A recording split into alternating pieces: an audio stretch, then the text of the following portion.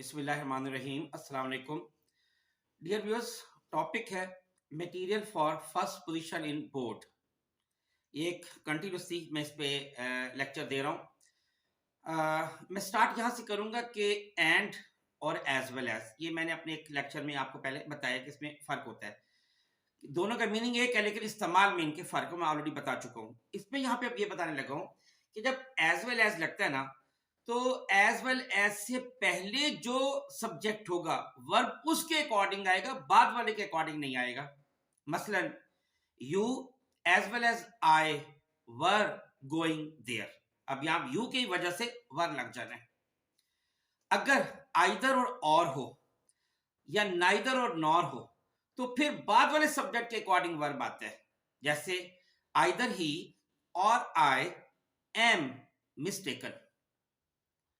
अगला रूल है कि कुछ अल्फाज ऐसे हैं जो हमेशा प्लूरल यूज होते हैं, याद रखिएगा। जैसे हेडक्वार्टर्स हमेशा होगा, हेडक्वार्टर नहीं होता। बेलोज होता है, सीजर्स होता है, हमेशा सीजर नहीं होता। पिंसर्स, ये जो मोचना वगैरह होता है ना। स्पेक्टिकल्स होता है, ट्राउजर्स होता है हमेशा। मम्प्स होता है, बिलियर्ड्स होता है, ब्रीचेस होता है। ये अल्फाज हमेशा प्लूरल इस्तेमाल होते हैं। और कुछ अल्फाज ऐसे वैसे होते हैं जो देखने से प्लूरल लगते हैं लेकिन असल में वो सिंगुलर ही होते हैं। जैसे आप सिविक्स, जिम्नास्टिक्स, स्टैटिस्टिक्स, इकोनॉमिक्स वगैरह। अच्छा, कुछ अल्फाज ऐसे हैं जो कलेक्टिव नाउन है मगर देखने से सिंगुलर लगते हैं। मसलन जैसे कैटल। अब कैटल एक जानवर को तो आप कैटल नहीं बोल सकते ना, तो ये प्लूरल के लिए यूज होता है। People, gentry, poultry, vermin. ठीक है। अच्छा, नेक्स्ट इसमें यह है कि एक मैं सेंटेंस बोल रहा हूं कि if I were him I would not do it. इसका मतलब है अगर मैं उसकी जगह होता तो मैं ऐसा ना करता। इफ आई के बाद जो वर्ब सब्जेक्ट लगना है, सॉरी प्रोनाउन लगना है, वो हमेशा फर्स्ट पर्सन लगेगा, सेकंड पर्सन नहीं लगना। तो if I were he use होगा। If I were he I would not do it, यानी अगर मैं ही होता, अगर मैं उसकी जगह होता। नेक्स्ट रूल है कि लेट और बिटवीन, इनके बाद हमेशा ऑब्जेक्टिव केस आता है। जैसे लेट अस गो देयर आएगा, लेट वी नहीं आ सकता। बिटवीन यू एंड मी आएगा, बिटवीन यू एंड आई नहीं आ सकता। तो लेट और बिटवीन के बाद हमेशा ऑब्जेक्टिव केस आता है। देन, THAN, देन के बाद हमेशा सब्जेक्टिव केस आएगा।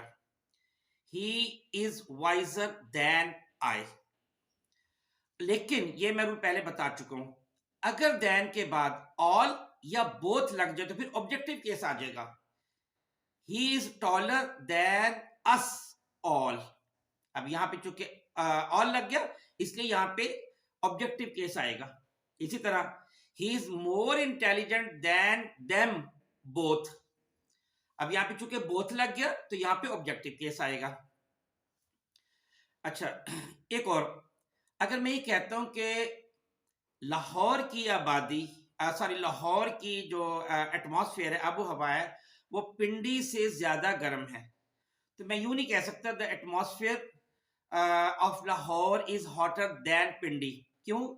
इसलिए कि आबो हवा का मुकाबला आबो हवा से होगा, शहर से नहीं होगा। तो अब इसका यूं करेंगे, the atmosphere of Lahore is hotter then that of Pindi. Next rule ये है, कुछ सिफात हैं, एडजेक्टिव्स है, उनमें मुकाबले की गुंजाइश नहीं होती।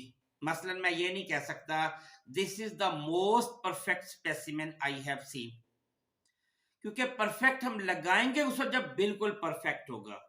अगर परफेक्ट नहीं है तो उसकी जरूरत फिर परफेक्ट हम लगाएंगे ही नहीं।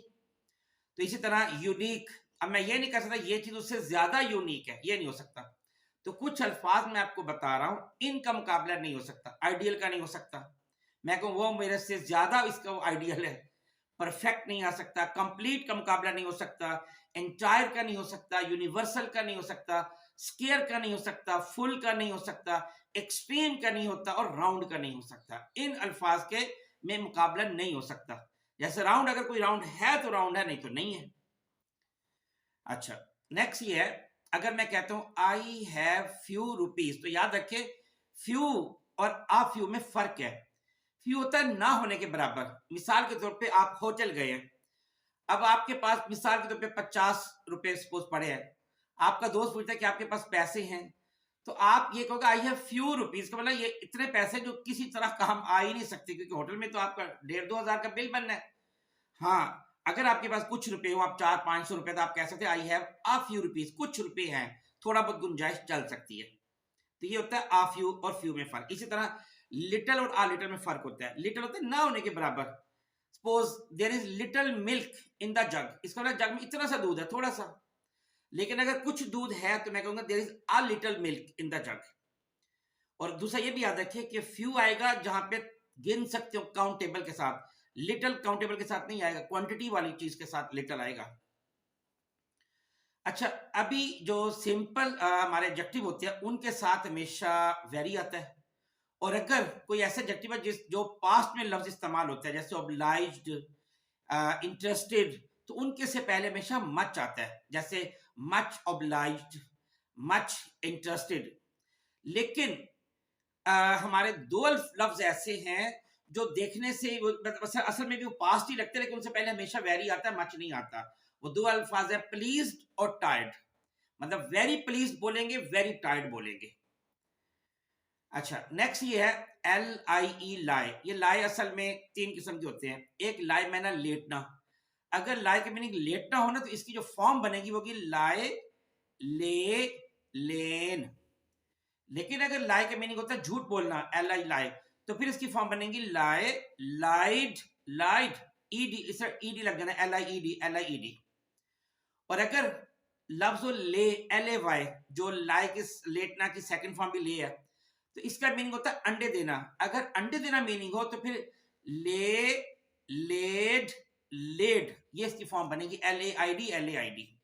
इसी तरह हैंग, एक होता है हैंग फांसी देना, एक होता है हैंग लटकाना, ऐसे कपड़े वगैरह हम लटकाते हैं, हैंग कर दो। तो अगर फांसी देने का मीनिंग हो तो फिर इसकी फॉर्म बनेगी हैंग, हैंग्ड, हैंग्ड। और अगर इसके मीनिंग लटकाना हो तो फिर इसको होगा hang, hung, hung. Next rule, majority. अगर अकेला मेजॉरिटी आ रहा है ना, तो इसके साथ वर्ब सिंगुलर आएगा, जैसे मेजॉरिटी इज अथॉरिटी। लेकिन अगर मेजॉरिटी के बाद ऑफ आ जाए तो फिर वर्ब प्लूरल आ जाएगा, जैसे majority of the members are absent. Next, due to कभी किसी सेंटेंस के स्टार्ट में नहीं आ सकता, जैसे due to worry and overwork he fell ill, ये गलत है।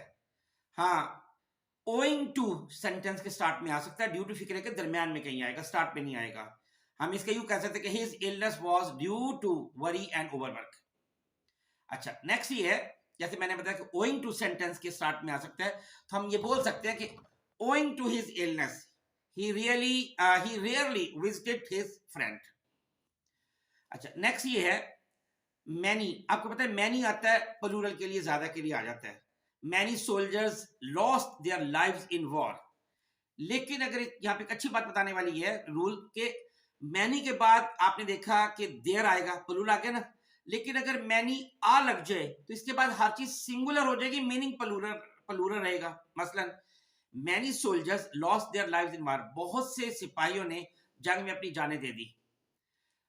अगर मैं मैनी आ यूज करता हूं तो फिर आएगा many a soldier lost his life in war, meaning वही रहा। कुछ अल्फाज ऐसे हैं, ये अगला रूल है, उनके बाद प्रेपोजिशन नहीं आती, जैसे लव, आई लव यू। अब इसके बाद आई लव टू यू तो नहीं हो सकता। Marry, he married a girl, marry के बाद टू तो नहीं आया। Control, resemble, he resembles his father, ठीक है ना, प्रेपोजिशन नहीं आ रही। Reach, he reached the station, reach के बाद प्रेपोजिशन नहीं आ रही। अफेक्ट और अटैक, इन अल्फाज के बाद प्रेपोजिशन नहीं आती। कुछ अल्फाज ऐसे हैं, अगला रूल बता रहा हूं, उनके बाद रिफ्लेक्सिव प्रोनाउन जरूर आता है। रिफ्लेक्सिव प्रोनाउन होता है जैसे himself, my self, your self वगैरह। ये पहला लफ्ज है avail, he availed himself of this opportunity, इसके बाद रिफ्लेक्सिव प्रोनाउन जरूरी हो गया। absent, he absented himself from the school। Apply के बाद भी रिफ्लेक्सिव प्रोनाउन आ जाएगा, इंजॉय के बाद भी आ जाएगा। नेक्स्ट रूल ये है, ओनली, इसकी सिर्फ जगह बदलते जाए पूरा मीनिंग चेंज हो जाएगा। मसलन only he lent me a book, इसका मतलब है सिर्फ उसने मुझे किताब उधार दी थी और किसी ने नहीं दी। अगर मैं ओनली की जगह चेंज कर देता हूं, he only lent me a book, उसने मुझे किताब सिर्फ उधार दी, बस वापस ले लेगा। ही, अगर मैं एक और जगह चेंज कर रहा हूं, he lent only me a book, उसने सिर्फ मुझे किताब उधार दी और किसी को नहीं दी, मीनिंग चेंज हो गया। अगर मैं कहता हूं he lent me only a book, उसने मुझे सिर्फ किताब उधार दी है और कुछ नहीं दिया, तो देखिए ओनली की जगह चेंज करने से मीनिंग में फर्क पड़ रहा है, इसलिए ओनली का इस्तेमाल करते हुए बहुत ज्यादा कॉन्शियस होना चाहिए। एक और गलती जो हम करते हैं, योर्स अफेक्शनेट फ्रेंड, हम लेटर के एंड में लिखते हैं, ये गलत है। योर्स नहीं आएगा, योर। हाँ, ये तो ये बनेगा योर अफेक्शनेट फ्रेंड। अगर आपने योर्स लगा दिया तो फिर अफेक्शनेटली, बस योर्स अफेक्शनेटली, फिर इतना लगेगा। इसी तरह नेक्स्ट है कि he will get an employment, ये जो एम्प्लॉयमेंट है इससे पहले एन नहीं लगना क्योंकि काउंटेबल नहीं है, ठीक है, तो ही विल गेट एम्प्लॉयमेंट। इसी तरह ही नोज टू सिंग, वो गाना जानता है, ये गलत है, यूं आएगा he knows how to sing. इसी तरह मैं सेंटेंस बोलता हूं कि will you cut my pencil, तो यहां कट गलत लफ्ज है, will you sharpen my pencil, क्योंकि पेंसिल शार्प की जाती, कट नहीं की जाती। इसी तरह सी और लुक में फर्क है, मैं कहता हूं see there is the cat again, देखो कैट दोबारा आ गई है, तो यहां सी नहीं कहना, लुक, क्योंकि सी होता है सरसरी नजर से देखना, किसी को हम खास तौर पे देखने का कह रहे हैं तो वहां पे लुक आएगा। नेक्स्ट वर्ड हियर मी, मेरी बात सुनो, गलत है, हियर होता है वैसे जो कान में आवाज पड़ रही है, इसका बनेगा लिसन टू मी।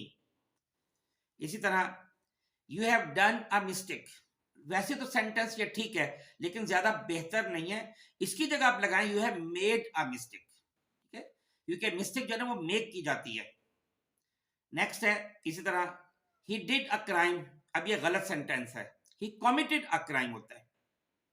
आमतौर पे हम फुटपाथ का लफ्ज यूज कर रहे हैं, कोई गलत नहीं है लेकिन इससे बेहतर पेवमेंट ज्यादा अच्छा लफ्ज है। और एक और रूल याद रखे, मेल की प्लूरल मेल्स नहीं होती, मेल खुद प्लूरल के लिए यूज हो रहा होता है, फीमेल्स नहीं होती, गलत लफ्ज है। इस तरह फ्रंट साइड नहीं कहना चाहिए, खाली फ्रंट, बैक साइड की जरूरत नहीं है, खाली बैक काफी है। All of us did not work, ये फिक्रा बेहतर नहीं है, इसकी जगह होना चाहिए none of us did, none of us worked, बस इतना बोल दे, नन ऑफ अस वर्कड, ये बेहतर हो गया। इसी तरह और लास्ट वर्ड बोल रहा हूं, एट 4 पेज, गलत है, एट पेज 4। ये कुछ रूल्स थे ग्रामर के, उम्मीद आपको बहुत पसंद आए होंगे। बहुत शुक्रिया, अस्सलाम वालेकुम वरहमतुल्लाहि वबरकातुहू।